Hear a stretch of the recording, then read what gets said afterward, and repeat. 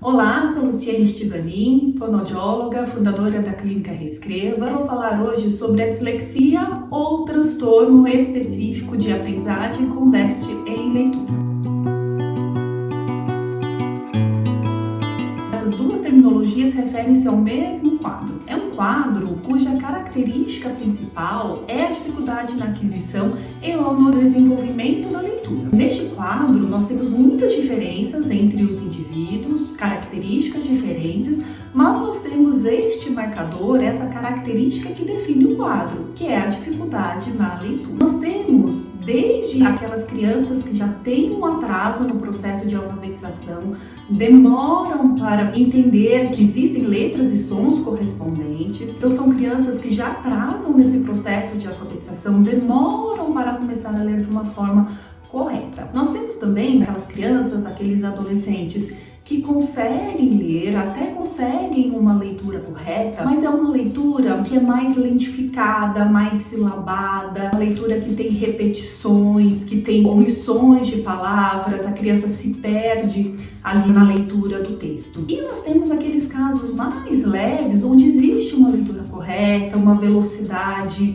ali média, mas o aluno ele não conseguiu adquirir a fluência da leitura, né? Então essa falta de entonação nas palavras, essa falta de marcação, de entonação, de prosódio nos trechos, vai atrapalhar também o processo de compreensão. Então nós temos essas características diferentes que vão determinar tratamentos diferentes, né? Então nós temos desde aquelas crianças que leem com muitos erros, nós temos aqueles indivíduos que leem sem erros, mas tem uma velocidade muito abaixo do esperado para a idade e escolaridade, e nós temos aqueles que têm uma leitura, uma velocidade melhor, mas ainda não adquiriu fluência. Qual é o problema de não ter uma decodificação correta das palavras e com uma fluência? Se essa leitura não é automática, o nosso cérebro ele tem que prestar atenção tanto na decodificação quanto na compreensão do texto.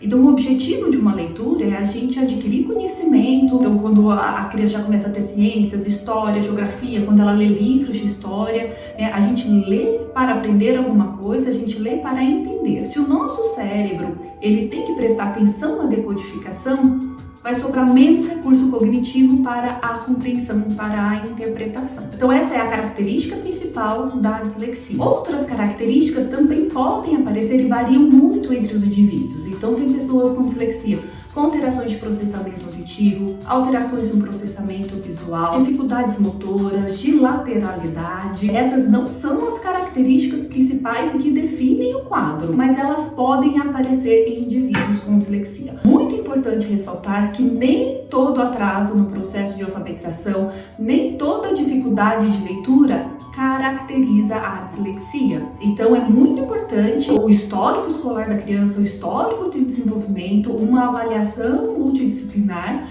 para definir se essa dificuldade de leitura ela vai além de outros fatores que podem causar essas dificuldades. Essas dificuldades elas não podem ser explicadas por uma baixa inteligência, não podem ser explicadas por questões emocionais, não podem ser explicadas por dificuldades sensoriais, auditivas e visuais, não podem ser explicadas por questões pedagógicas da escola, a adaptação da criança. Então é muito importante as informações que vêm da escola, o histórico de desenvolvimento da criança e a avaliação cuidadosa para a gente levantar uma hipótese diagnóstica sobre o transtorno específico de aprendizagem, ou dislexia, ou se são dificuldades de leitura decorrentes de outros transtornos. Então essa é a característica principal da dislexia. Se você tiver qualquer dúvida sobre o seu aluno, sobre o seu filho, sobre você que já é adulto, sobre o seu processo de aprendizagem, procure sempre um profissional especializado na área do neurodesenvolvimento e que entenda sobre a aprendizagem. Até mais!